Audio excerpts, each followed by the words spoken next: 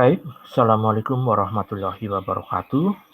Eh, Kita lanjutkan perkuliahan kita. Setelah kemarin sudah saya berikan tugas tentang eksistensi senyawa anorganik dalam berbagai media.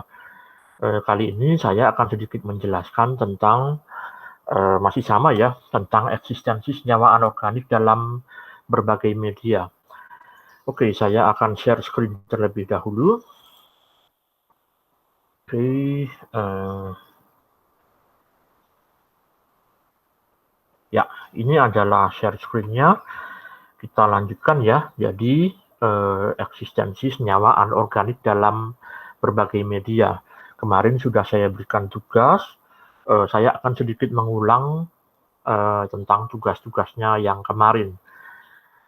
Yang pertama, oke, ini dia.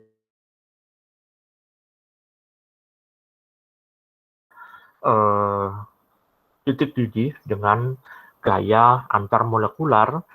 eh, Kita harus mari kita lihat video berikut ini. Oke, Anda bisa langsung menuju ke YouTube ya. Kemudian seperti biasa, Anda jangan lupa untuk menghidupkan ini ya subtitle yang ada di pojok bawah. Mari kita lihat. Ya, ini ya, jadi si Profesor Div ini mengawali pertanyaan atau mengawali penjelasannya dengan pertanyaan. Oke, sebentar, kok ini kebablasan terus. Nah ini, what is happening when liquid boils? Apa yang terjadi ketika liquid? Liquid itu zat cair ya, zat cair itu mendidih. Mengapa? Why do different liquid boils at different temperature? Jadi kenapa kok cairan-cairan itu yang berbeda itu juga memiliki titik didih yang berbeda. Misalkan kita ambil contoh ini ya, di etil ether 34,6 derajat Celcius. Sementara etanol itu 78,4 derajat Celcius. Air sendiri 100 derajat Celcius. Ya, untuk mengetahui ini atau mempelajari ini kita harus, atau untuk menjawab pertanyaan ini kita harus mempelajari tentang gaya antarmolekular. Ya, ini adalah gaya intermolekular, itu adalah gaya interaksi elektrostatik antar molekul. Jadi atom ya di antara molekul itu membuat ikatan kovalen dan juga ikatan ionik. Tapi kalau kita lihat yang lebih besar ya, maka molekul dengan molekul itu juga membentuk ikatan yang namanya interaksi antara molekul atau intermolekular. Yang pertama itu adalah interaksi ion dengan ion. Ya, jadi ikatan ion itu terjadi antara ion juga dengan ion. Ya, misalkan pada NaCl, ya NaCl itu terdiri dari Na+ dan Cl-. Itu dia bisa berikatan ya karena ada gaya interaksi atau adanya gaya elektrostatik antara muatan plus dari Na dan juga muatan negatif dari Cl-. Ya, itu ikatannya disebut ikatan ion-ion. Kenapa kok dia lebih kuat ya? Kenapa kok juga ikatan ionik itu dia biasanya ada dalam bentuk padatan karena dia gaya yang yang berperan di situ adalah muatan formal atau gaya muatan formal. Berikutnya adalah kita punya interaksi ion dan dipol. Ya, tapi sebelum itu kita harus mempelajari dulu apa itu dipol. Ya, ikatan kovalen ya itu pada air yaitu menyebabkan air itu memiliki sifat polar ya karena kalau kita lihat di sini ya air itu ada oksigen kemudian ada hidrogen kemudian oksigen itu elektronegativitasnya lebih besar daripada hidrogen. Kemarin sudah dipelajari ya, sehingga kemudian elektron itu lebih tertarik ke arah oksigen. Akibatnya bagian yang oksigen itu dia bermuatan lebih negatif daripada bagian yang hidrogen. Ini menyebabkan air itu memiliki dipol, ya dipol. Atau di itu kan dari kata dua, sementara pol itu artinya kutub, artinya dia memiliki dua kutub, yaitu kutub positif dan kutub negatif. Yang bagian yang miskin elektron itu adalah daerah yang kutub positif, sementara daerah yang kaya elektron itu adalah daerah yang kutub negatif. Nah, bagian-bagian yang dipol ini juga bisa berinteraksi dengan NaCl, ya. Misalkan dalam larutan, ya, misalkan kita melarukan NaCl, maka bagian yang negatif dari air itu akan berinteraksi dengan Na+, sementara bagian yang positif dari air itu akan berinteraksi dengan Cl-. Nah, yang gaya seperti inilah yang kemudian disebut sebagai gaya ion dipol. Gaya ion dipol ini lebih lemah daripada dipol-dipol karena lebih lemah dari ion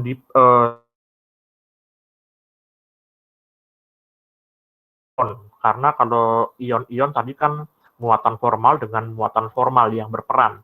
Sementara kalau ion dipol itu adalah antara muatan formal dengan muatan sebagian, ya. Dia lebih lemah. Kemudian ada namanya gaya dipol-dipol. Nah, pada gaya dipol-dipol kita ambil contoh ya air saja lagi ya. Air atau H2O dengan H2O. Di sini kita bisa lihat bagian yang negatif atau bagian oksigen dari air itu berinteraksi dengan bagian yang positif dengan molekul air dari molekul air yang lain begitu ya. Jadi bagian negatif dari air itu berinteraksi dengan bagian positif dari molekul air lain.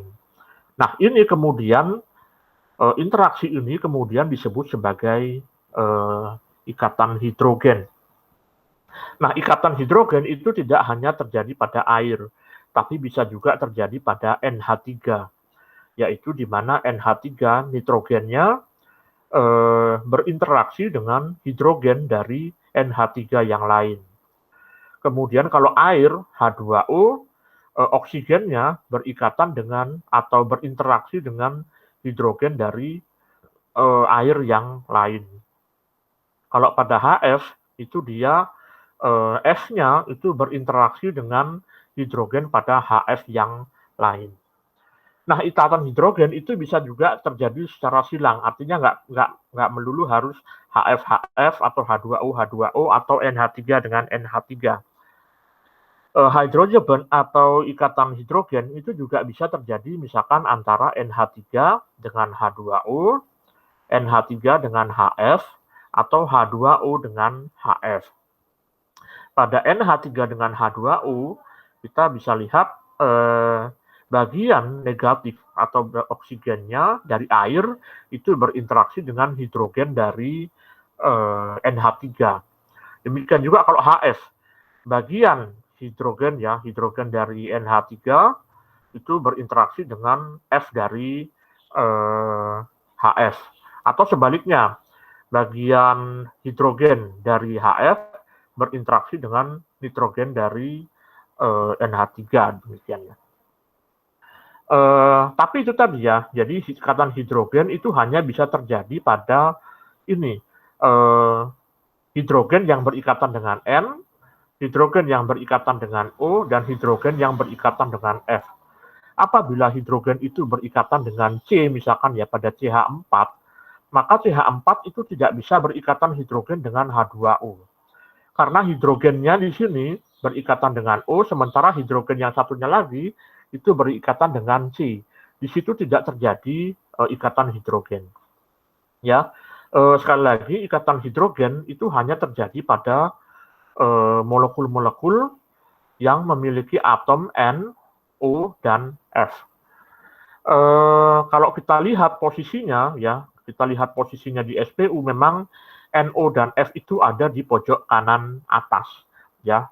elektronegativitas mereka tinggi, sehingga apabila berikatan dengan hidrogen, mereka akan mereka akan membentuk yang namanya dipol, atau ini kalau dijelaskan oleh si Dave ini, dia adalah partial charge atau muatan parsial. Ya, sementara kalau NaCl itu dia formal charge atau muatan formal. Nah, contoh lain ya, ikatan intermolekular atau ikatan antarmolekul itu adalah gaya van der Waals. Dalam hal ini adalah gaya London, ya, van der Waals atau gaya London. Ini dia berbeda dibandingkan dengan yang tadi. Kalau tadi kan ion dengan apa?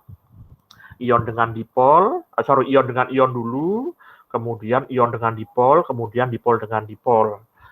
Nah, kalau ini dari van der Waals ini dia ada yang namanya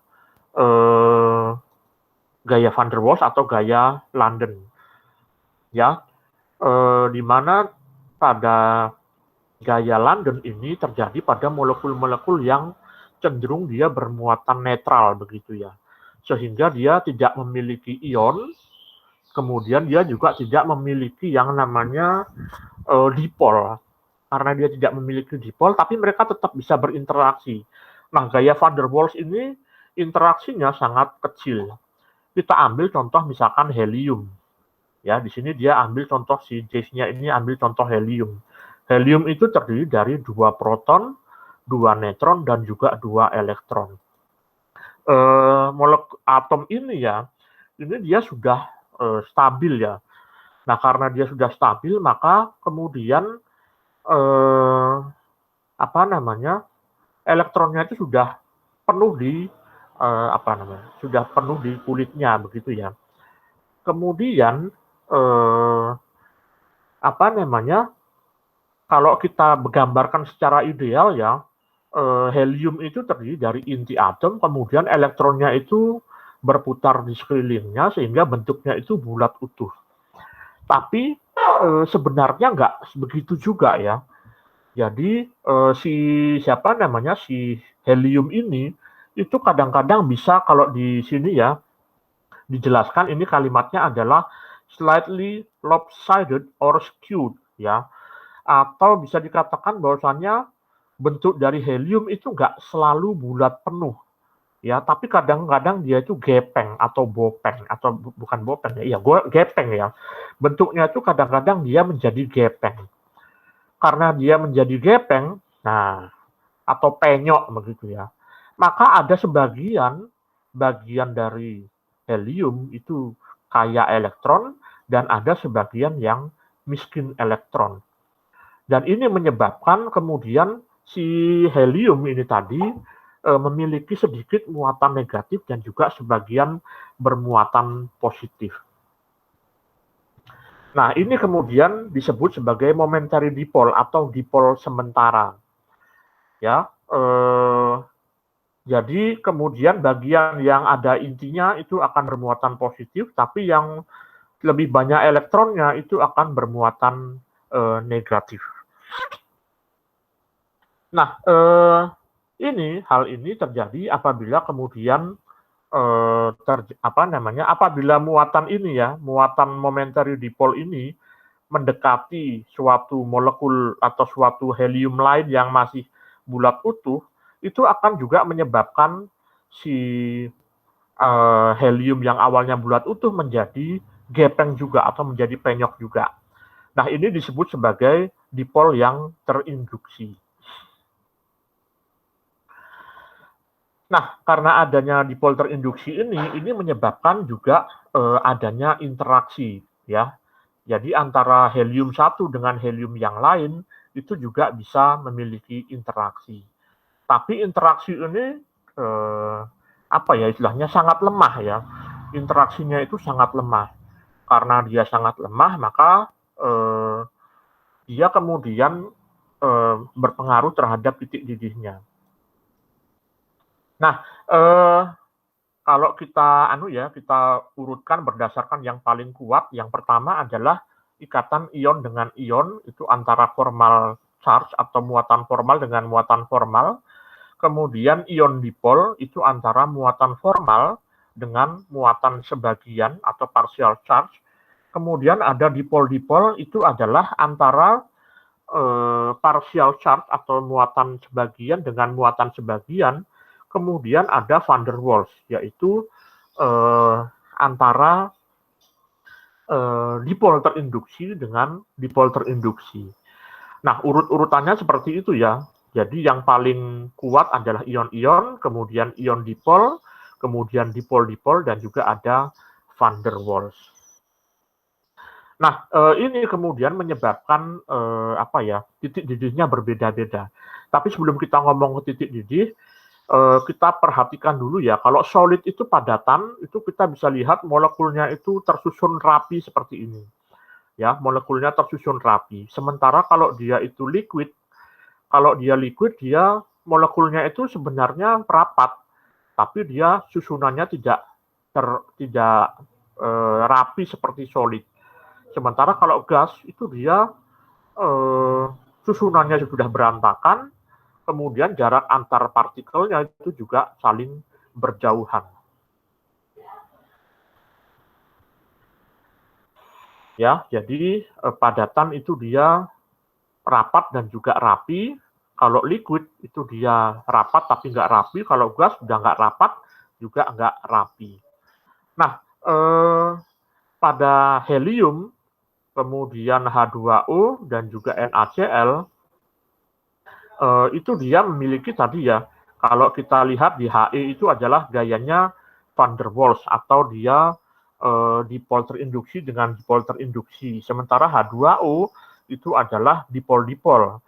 Sementara kalau dia NaCl itu adalah ion-ion.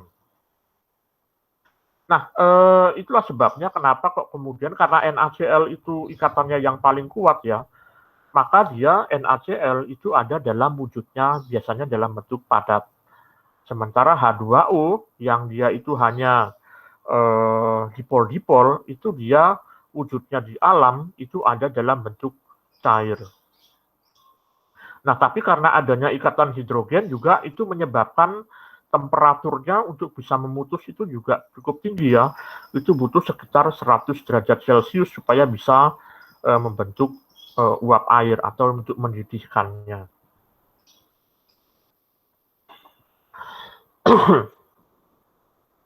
Nah,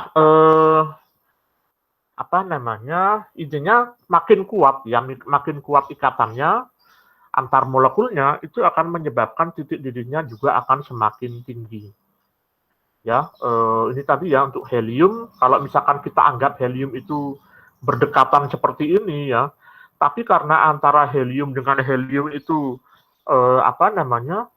interaksinya sangat sedikit, maka dipanaskan sedikit saja dia sudah bisa langsung menjadi uap. Nah, sementara kalau air, karena dia ada ikatan yang lebih kuat, dalam hal ini adalah ikatan hidrogen, maka kemudian ketika diberi energi atau dipanaskan, dia butuh energi yang lebih besar atau harus sampai 100 derajat Celcius. Kalau helium tadi 0 derajat Celcius saja dia sudah menjauh. Kemudian NaCl itu dia lebih padat lagi ya, dia ikatannya lebih kuat. Nah, karena dia ikatannya lebih kuat, maka dia juga butuh temperatur yang lebih tinggi lagi, sampai 1000 Kelvin. Jadi sekitar 700-an, 1 melt, artinya 700 derajat Celcius dia belum meleleh ya, saking dia ikatannya sangat kuat.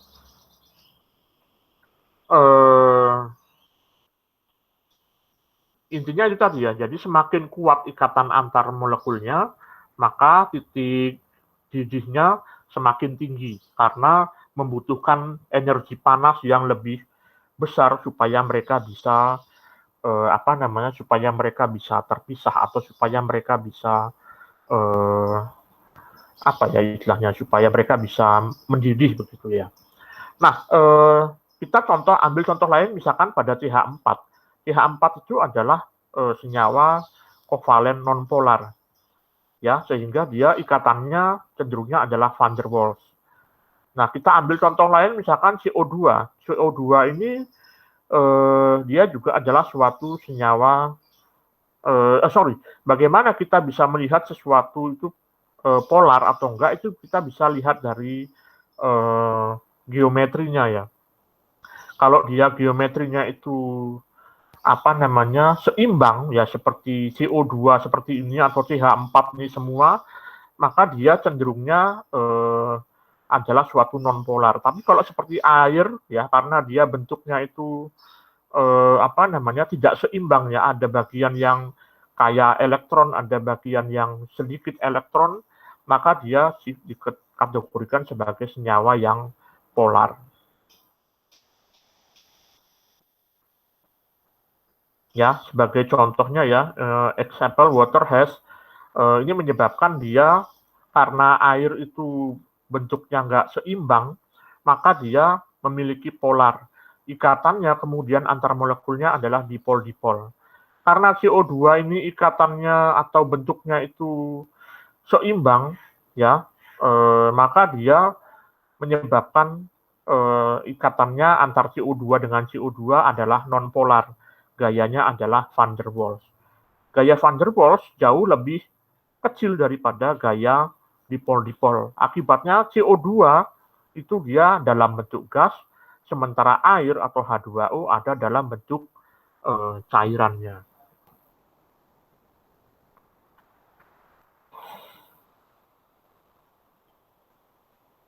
Ya, contoh lain misalkan pada BS3. Ya, kalau kita lihat BS3 ini sebenarnya memiliki bentuk geometri yang istilahnya seimbang, atau dia memiliki bentuk yang molekulnya atau elektronnya itu terdistribusi secara merata.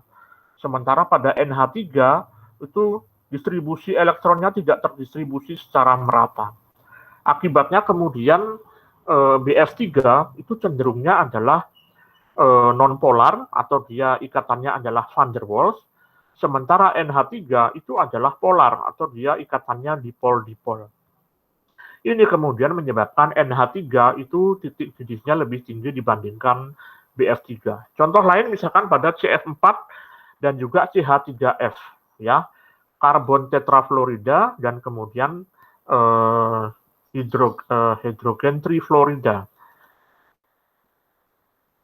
Ini sama ya, karena adanya hidrogen 3 itu menyebabkan dia menjadi polar, sehingga dia titik didihnya lebih tinggi dibandingkan dengan CF4 ya tadi.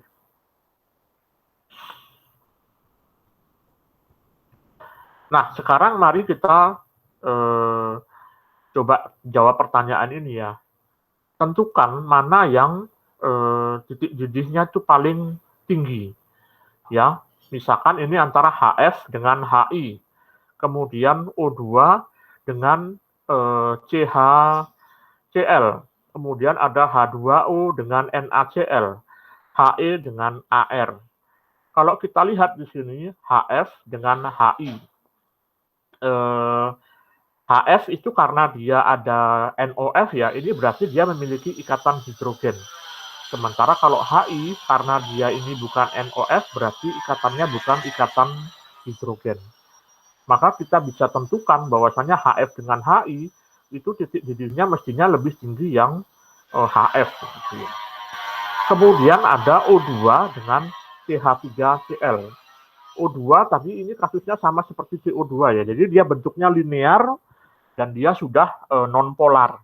Sementara CH3Cl itu ya, atau ini sering disebut sebagai kloroform ya, ini ya, disebut sebagai kloroform CH3Cl, ini dia bentuknya nggak seimbang ya, karena ada hidrogennya 3 dan ada Cl-nya 1.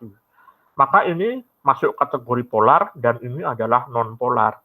Maka mestinya yang polar itu dia memiliki titik didih yang lebih tinggi. Kemudian H2O dengan NaCl. Ya, kalau H2O ini dia polar ya, bentuknya polar, sementara NaCl ini dia kan ikatannya ion dengan ion, maka boiling point-nya mestinya lebih tinggi yang NaCl. Kemudian ada He dan ada Ar. Ini dia He dan Ar. Helium itu di atas ya, kemudian Ar di bawah. Nah, ini dia pada dasarnya sama-sama sama-sama van der Waals. Ya, helium van der Waals, AR juga van der Waals. Nah, masalahnya manakah yang lebih tinggi antara Hi dan AR? Kalau kita lihat ya Hi itu ukuran molekulnya atau ukuran atomnya itu lebih kecil dibandingkan dengan yang AR. Nah, karena AR itu ukurannya lebih besar, ya karena jumlah kulitnya juga lebih besar, maka kemudian elektron itu kan makin jauh dari inti ya. Kalau AR itu kan, kalau He kulitnya cuma satu, sementara kalau AR itu mungkin kulitnya ada dua ya. Argon itu kulitnya ada dua. Nah, maka kulit yang di luar ini dia lebih sukar dikendalikan oleh inti atom sehingga dia lebih mudah mengalami bentuk penyok tadi ya pada van der Waals, sehingga AR itu memiliki gaya van der Waals yang lebih besar, sehingga titik didih AR itu juga menjadi lebih besar dibandingkan dengan si Hi. Nah, itu adalah penjelasan tentang apa hubungan antara gaya intermolekular dengan hubungan gaya intermolekular dengan titik didihnya. Nah, kita lanjutkan ya.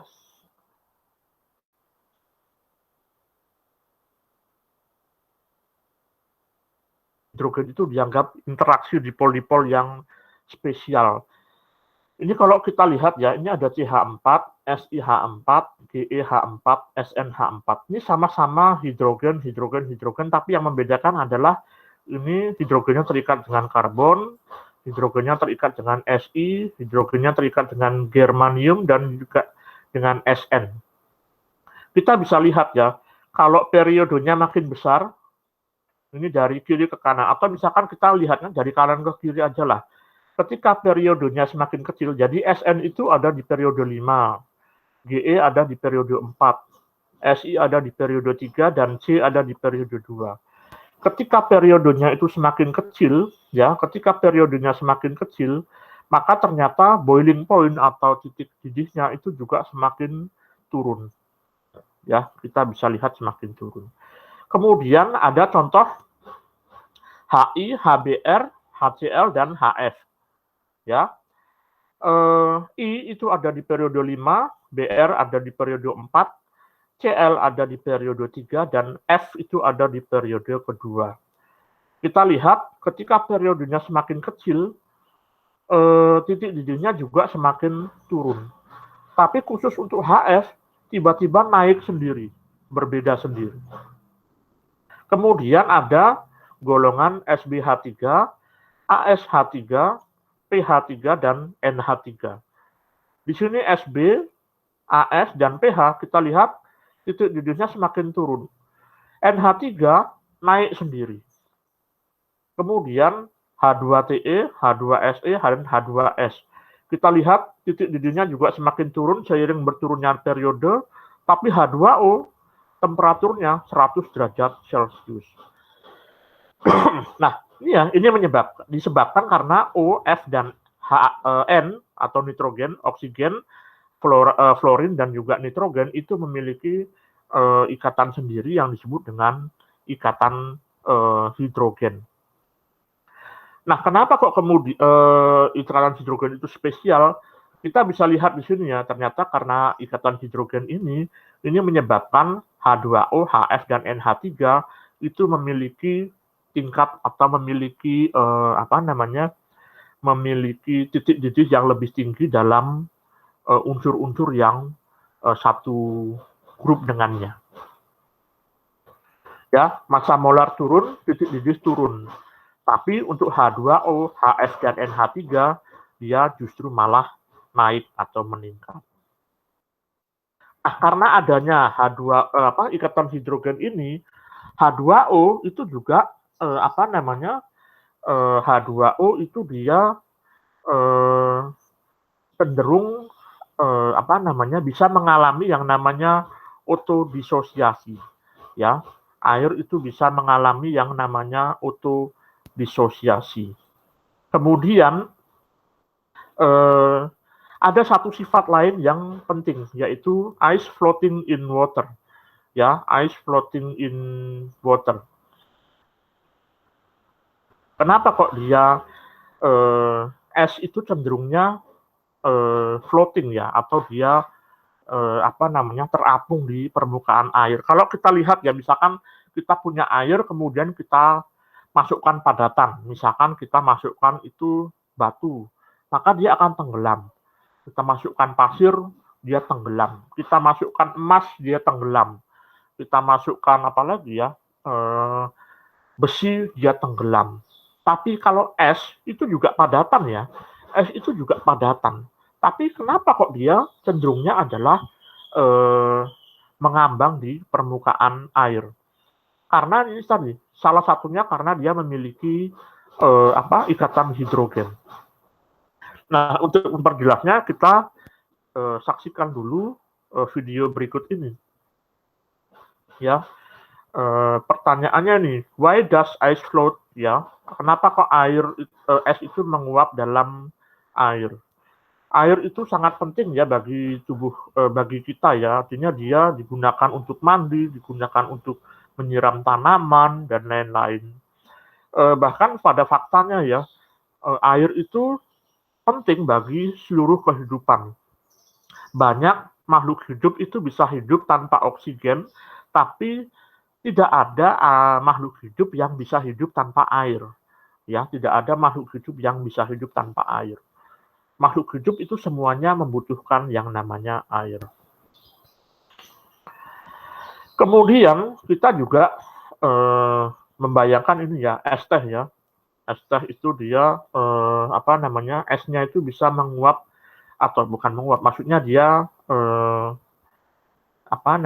dimasukkan di dalam, ketika di dalam padatannya, ketika dimasukkan dalam air, dia cenderungnya adalah mengambang. Ini diambil contoh lain ya, ini adalah AR. Kalau gas AR itu bisa kita bekukan ya, kemudian kita masukkan ke dalam air, mereka juga akan cenderungnya tenggelam. Tapi kenapa kok air itu justru malah di permukaan ya, atau dia malah mengambang? Ya, kembali lagi ke penjelasan ya, H2O memiliki dia ikatan hidrogen. Oke, pada temperatur 25 derajat Celcius ya, pada temperatur 25 derajat Celcius, ini molekulnya ini dia saling berikatan tadi, adanya autodisosiasi tadi ya. Tapi kalau misalkan temperaturnya itu kita turunkan sampai 4 derajat Celcius, itu energinya juga akan ikut turun. Ya, awalnya air itu dia molekulnya saling bergerak. Nah, tapi kemudian apabila temperaturnya kita turunkan, maka energinya untuk bergerak dia semakin kecil. Nah, akibatnya kita mesti mikirnya kalau air itu molekulnya saling berdekatan, maka dia juga semakin padat. Tapi dia ternyata tidak ya, karena ternyata ketika air itu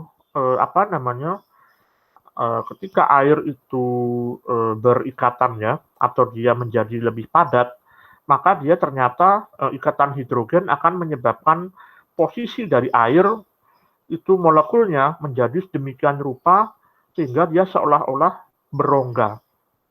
Nah ini ya, ketika dia ada dalam bentuk padatannya, nah jadi kalau kita lihat ya pada molekul air ya, status air itu sebenarnya dia lebih rapat ya, posisinya air itu lebih, molekulnya itu lebih rapat. Tapi pada di 4 derajat Celcius ya, air itu membentuk posisi atau ikatan hidrogennya sudah tidak ada. Ya, karena tidak ada maka kemudian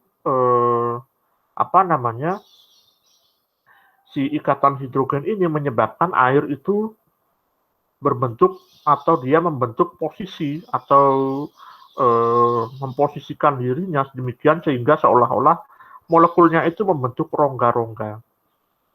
Ya ini ya, akibatnya es itu sebenarnya memiliki densitas yang lebih rendah dibandingkan dengan air. Nah, kita bisa lihat ya. Jadi ketika dalam bentuk cairnya, molekul air itu ternyata lebih apa ya, lebih lebih pekat atau dia lebih densitis atau dia lebih rapat dibandingkan dengan bentuk esnya.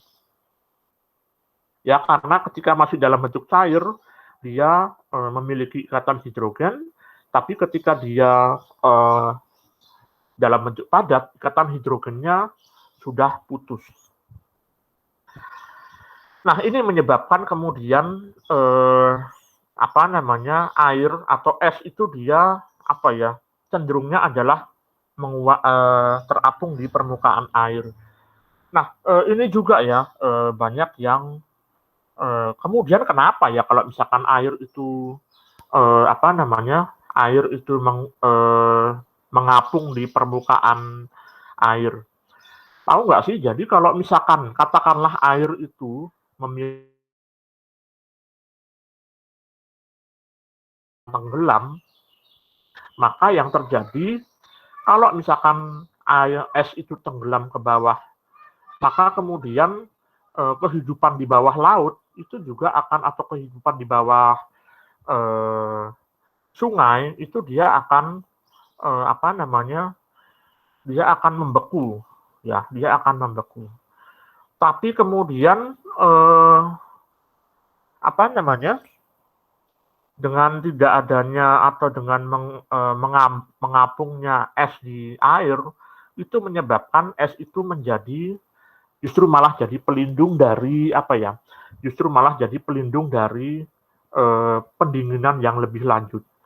Ya, jadi karena es itu mengapung ke dalam air, bayangkan kalau misalkan es itu dia tenggelam. Kita kalau misalkan tinggal di Indonesia mungkin nggak akan berpengaruh apa-apa ya, karena memang kita tidak punya musim dingin gitu. Tapi bagaimana kalau dia itu ada musim dingin di apa namanya, di negara-negara Eropa begitu ya. Pada saat musim dingin itu es itu danau ya, danau kemudian sungai itu membeku. Tapi karena memang air itu lebih berat daripada es, maka kemudian es yang membeku itu hanya ada di permukaan. Sementara di bagian bawahnya dia tetap bentuknya cair. Kalau kemudian eh, es itu lebih berat daripada air, maka ketika musim dingin, maka semua hewan atau semua tumbuhan yang ada di bawah sungai atau yang ada di bawah apa namanya, yang ada di bawah itu apa namanya, danau, itu akan mati semua kedinginan. Tapi ya itu tadi ya, karena Allah itu sudah menciptakan sedemikian rupa sehingga es itu dia tidak tenggelam, tapi es justru mengapung, maka es itu kemudian justru malah melindungi biota-biota yang ada di bawah air dari pendinginan yang lebih lanjut. Ya, kemudian ini kalau di ilustrasinya ini kita juga akhirnya bisa menikmati yang namanya es teh begitu ya. Kalau Anda membuat es teh apa namanya, esnya itu cenderung mengapung di permukaan. Baik, kita lanjut.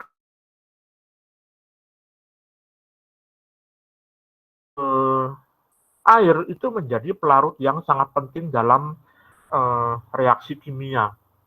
Ya, kemudian air itu juga apa namanya, menjadi pelarut yang baik untuk bermacam-macam zat kimia, baik yang berbentuk ion atau molekul.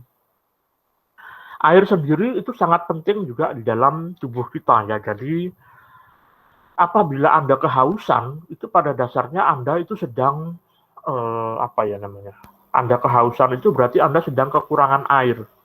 Nah, yang namanya orang haus ya, itu seharusnya Anda minumnya adalah minum air putih saja. Kenapa kok Anda minum air putih? Karena nanti pada dasarnya ketika kehausan itu kan kita kekurangan air ya. Nah, kalau misalkan Anda itu minum, katakanlah minum es teh atau mungkin minum minuman sirup yang lebih manis begitu, sehingga airnya itu justru malah lebih kental, maka yang terjadi adalah tubuh Anda itu akan menjadi makin kehausan. Itu kemudian bisa diilustrasikan pada ekosmosis berikut ini. Kita lihat videonya.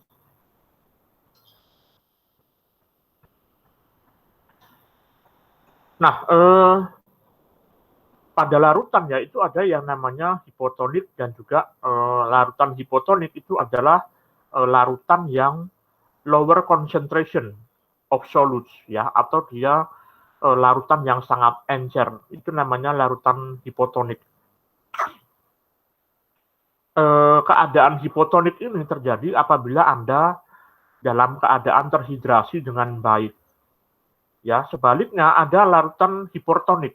Hipertonik ini adalah higher concentration of solute. Jadi ketika suatu konsentrasi suatu zat terlarut itu terlalu banyak di dalam air, maka yang terjadi itu adalah hipertonik. Nah, ketika kita kehausan, sebenarnya tubuh kita itu sedang ada dalam keadaan hipertonik.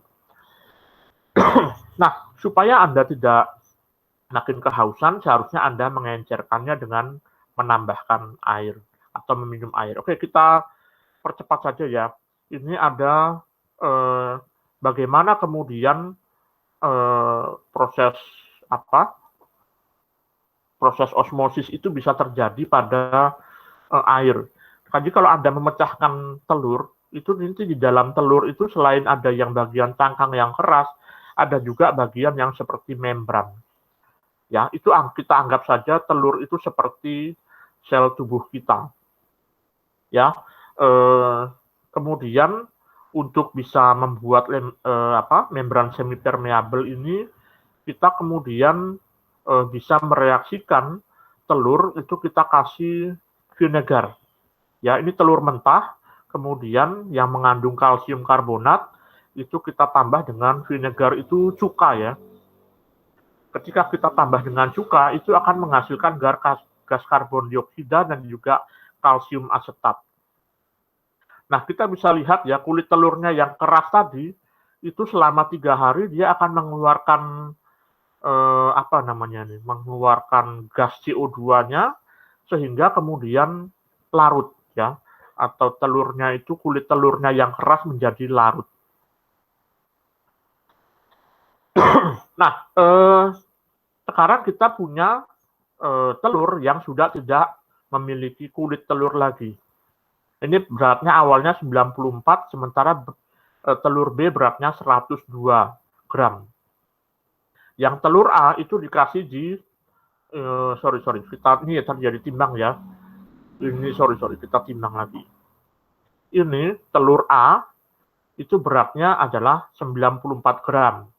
Sementara telur B itu beratnya adalah 102 gram. Telur A itu kita taruh di hypotonic solution atau larutan yang encer. Sementara itu, yang telur B itu kita masukkan dalam larutan yang hipertonik atau larutan yang kental begitu ya. Nah, setelah dibiarkan beberapa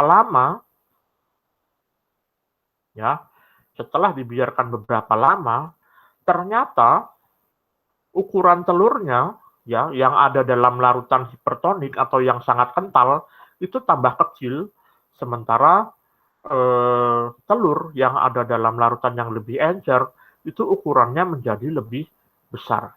Sekarang telur A kita timbang tadi 94 ya, maka sekarang menjadi 97. Dia nambah, beratnya menjadi bertambah. Jadi kita anggap telur ini seperti sel tubuh kita yang kehausan tadi ya. Kalau kita tambahin air, maka dia airnya itu juga akan bisa mengairi sel tubuh kita. Nah, tapi kalau kemudian ini tadi yang beratnya 102, sekarang beratnya tinggal 60. Ya, beratnya tinggal 60. Dari awalnya 103 menjadi 59. Nah, itu turun 57%. Ya, jadi intinya adalah apabila kita itu dalam keadaan haus, maka kita sebaiknya jangan meminum air yang lebih kental ya. jangan meminum sirup atau juga jangan meminum es teh.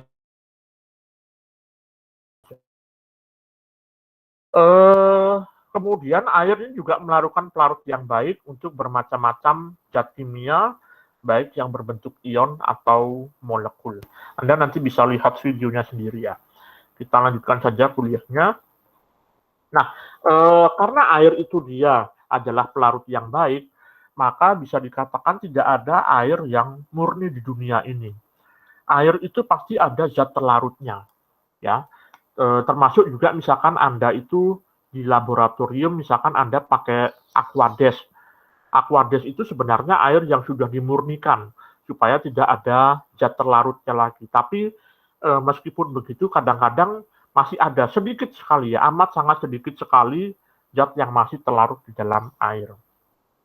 Nah, kita definisikan dulu larutan. Apa itu larutan? Larutan itu adalah campuran homogen. Campuran homogen antara apa? Campuran homogen antara solvent atau pelarut, ya, jumlahnya yang relatif besar, dengan solut atau zat pelarut, yaitu yang jumlahnya relatif sedikit. Nah, pelarutan dalam absolut ya, dalam berbagai pelarut itu berbeda-beda. Nah, apa yang menyebabkan terbentuknya larutan?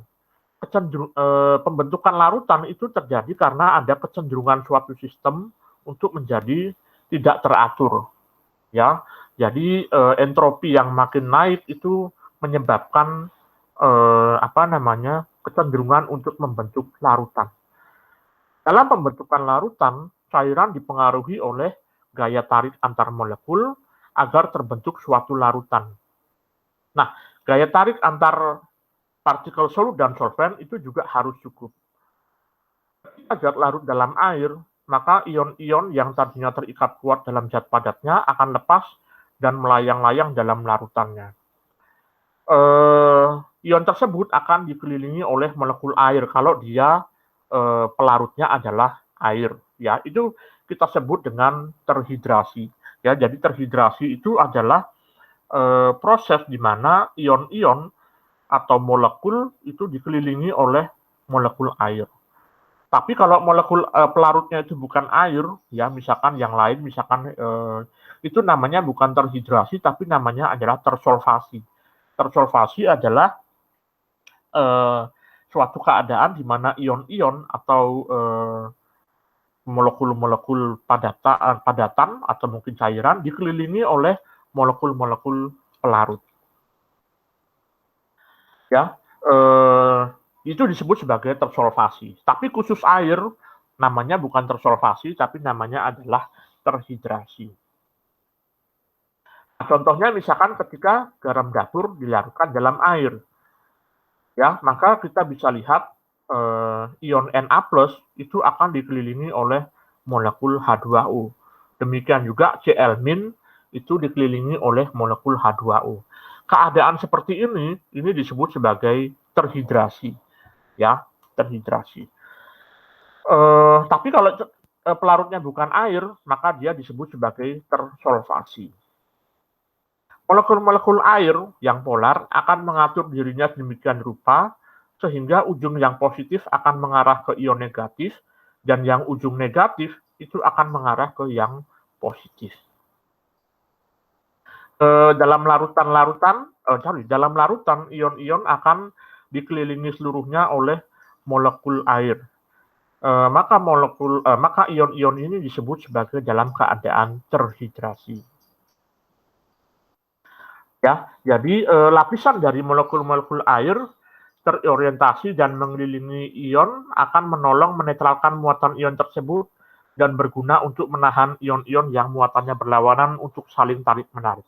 Ya, jadi dengan adanya molekul air di sekeliling Na+, itu menyebabkan Na+ kehilangan gaya tariknya dengan si Cl-, sehingga Na+ dan Cl- itu menjadi tidak bisa saling berikatan lagi membentuk padatan.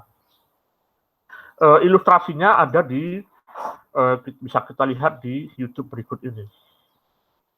Ya, ini misalkan pada proses pelarutan NaCl. Ya, ketika NaCl itu kita masukkan ke dalam air, maka yang terjadi adalah molekul-molekul air ini, nah ini ya, dia akan mengelilingi si ion-ion dari Na+ dan Cl-. Ini keadaan seperti ini disebut sebagai terhidrasi. Contoh lainnya, misalkan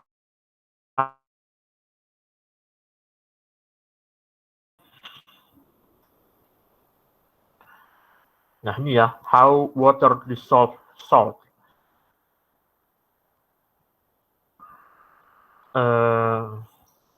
Nah ini ya, how water dissolve salt. Ini air ini kurang lebih bentuknya seperti ini ya. Nah ini mendekat ke molekul NaCl. Nah maka dia akan mengganggu kestabilan dari molekul NaCl itu sendiri.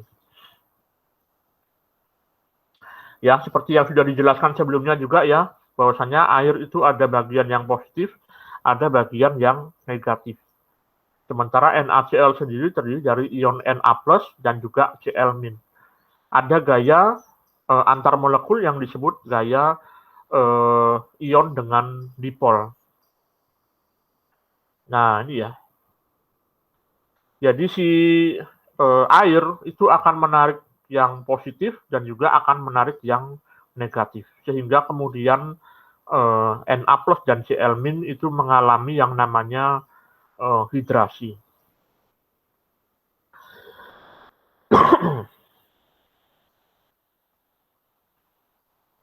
Ya, oke. Ini ya yang terjadi pada molekul air. Bagaimana kemudian NaCl itu bisa dilarutkan gitu ya. Oke, kita lanjutkan kuliah kita. Komponen-komponen yang harus ada dalam larutan itu yang pertama adalah solut atau zat larut tadi ya. Kemudian ada solvent yang disebut dengan atau disebut sebagai pelarut. Nah, bagaimana kemudian solut itu larut dalam pelarut? Itu kita sebut sebagai kelarutan. Kelarutan yaitu adalah kemampuan suatu zat untuk larut, ya, atau disebut juga kelarutan itu disebut sebagai solubilitas. Hasil dari kelarutan suatu senyawa dalam solvent air itu disebut sebagai larutan atau solution. Ya, jadi di sini ada air, ya, kemudian ada solut ya atau zat terlarut, kemudian air di sini sebagai solvent atau pelarut. Kelarutan itu adalah suatu sistem keseimbangan. Jumlah solut yang larut persatuan volume itu akan sama dengan jumlah solut yang terendapkan. Keseimbangan dinamik terjadi antara zat padat dengan larutan jenuhnya, ya, sehingga zat padatnya akan melarut serta mengkristal dengan kecepatan yang sama. Ya, itu kelarutan tadi ya. Kenapa kok kemudian molekul itu dia sebenarnya keseimbangannya. Jadi padatan ya ketika dia di dalam larutan itu dia membentuk ion plus dan juga ion min. Ini dia membentuk suatu keseimbangan. Nah, kemudian ada yang disebut sebagai larutan jenuh. Ya, larutan jenuh adalah larutan yang mengandung sejumlah solut yang larut dan mengadakan keseimbangan dengan solut padatnya. Larutan jenuh akan diperoleh jika mencapai suatu keseimbangan dinamis, di mana zat padatnya akan melarut serta mengkristal dengan kecepatan yang sama. Sementara partikel-partikel solut itu akan bergerak ke dalam larutan dengan kecepatan yang sama dengan partikel-partikel yang akan mengkristal menjadi padatan. Nah, kemudian selain larutan jenuh, ada juga larutan tak jenuh dan larutan super jenuh. Larutan tidak jenuh adalah suatu larutan yang mengandung solut kurang dan diperlukan untuk membuat larutan menjadi jenuh. Kemudian larutan super jenuh atau super saturated itu adalah larutan yang mengandung lebih banyak solut daripada yang diperlukan untuk larutan jenuh. Nah, untuk bisa membedakannya, mari kita saksikan video berikut ini.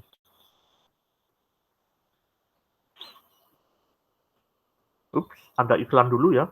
Iklannya iklan K-pop. Oke, kita lanjutkan.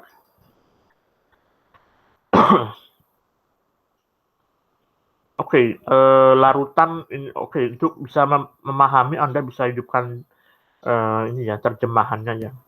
Ini ya, solution like sugar in water has two component ya. Jadi larutan seperti gula dalam air itu memiliki dua komponen.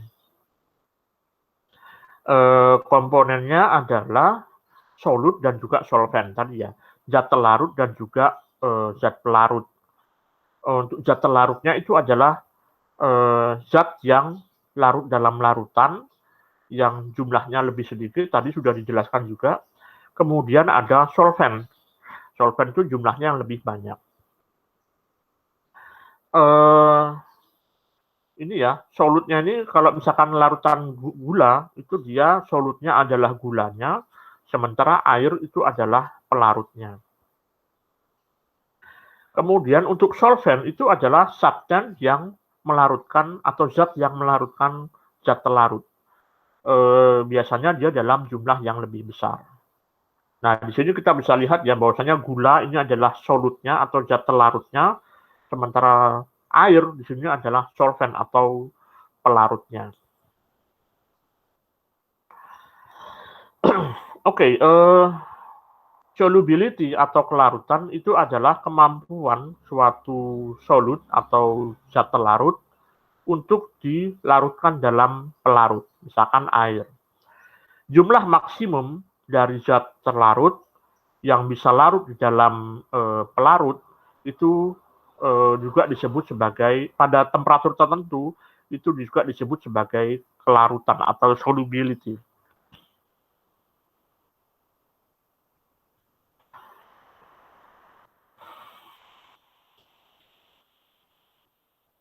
Nah, jenis-jenis larutan tadi ya, cepat sekali ya.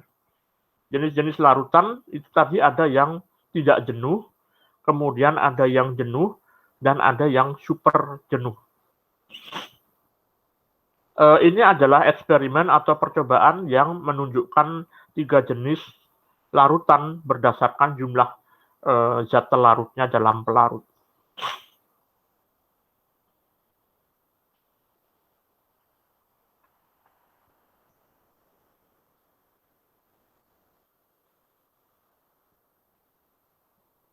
Nah, ini ya, ketika gula itu kita masukkan ke dalam air, nah seperti ini disebut sebagai larutan yang tak jenuh.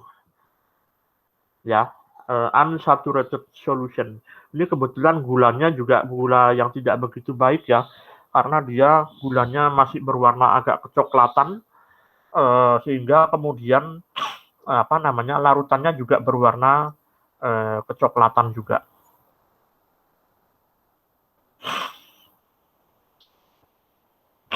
Kita bisa lihat warnanya ini dia lebih ringan ya, atau dia warnanya lebih terang begitu ya.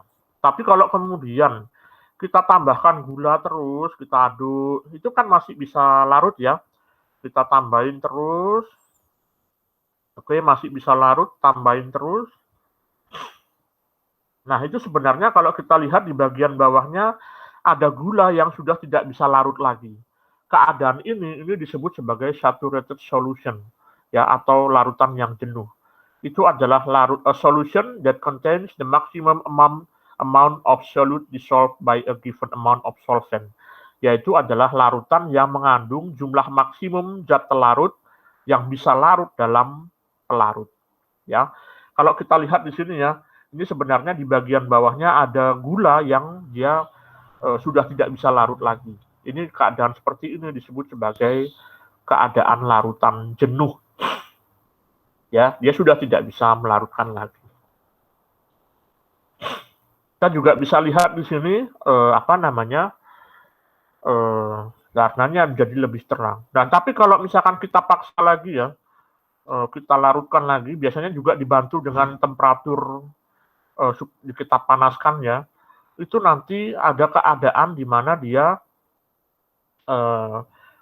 ini namanya adalah keadaan super saturated atau keadaan super jenuh ya. Jadi dia ini sebenarnya yang terjadi ya. Kalau tadi kan yang namanya larutan itu adalah solvent. Solvent itu mengelilingi molekul solutnya. Ya, jadi zat terlarut itu dikelilingi oleh zat pelarut. Nah, tapi pada keadaan super saturated ini kebalik. Ya, ini kebalik. Jadi zat yang terlarut, yang seharusnya terlarut itu sekarang justru malah mengelilingi molekul si pelarut. Nah, keadaan super saturated ini sebenarnya sering kita lihat juga dalam kehidupan sehari-hari, ini kita kenal sebagai sirup ya. Ya, sirup itu sebenarnya adalah super saturated solution.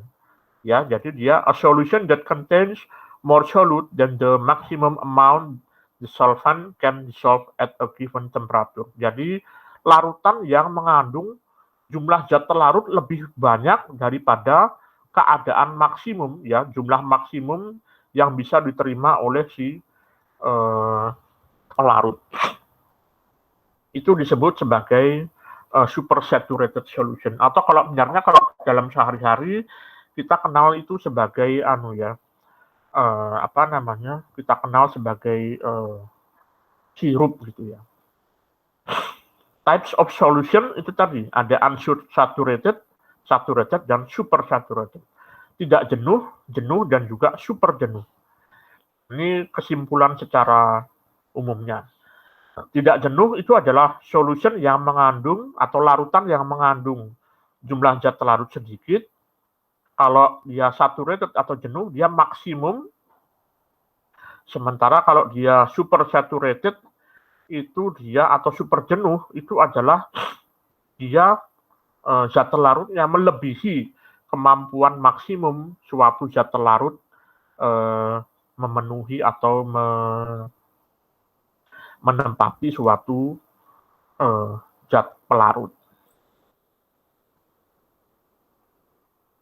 Ya, oke. Kalau dalam kehidupan sehari-hari super saturated tadi itu ya sirup tadi, termasuk juga ini ya termasuk juga susu kental manis itu ya. Kan banyak sekarang kampanye seperti itu ya yang menyatakan bahwasanya susu kental manis itu tapi rasa sama seperti kalau misalkan sirup melon itu kan berarti gula tapi dikasih rasa melon gitu ya. Kemudian kalau sirup rasa stroberi itu berarti larutan jenuh, super jenuh dari gula tapi dikasih rasa stroberi. Nah, sementara kalau ini kalau susu kental manis itu sebenarnya juga larutan jenuh dari gula tapi dia ada rasa susunya.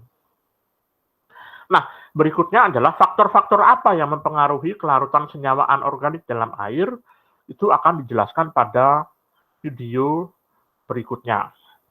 Oke, untuk sementara ini kita stop dulu penjelasan tentang faktor-faktor yang mempengaruhi kelarutan senyawa anorganik dalam air akan dijelaskan pada video berikutnya.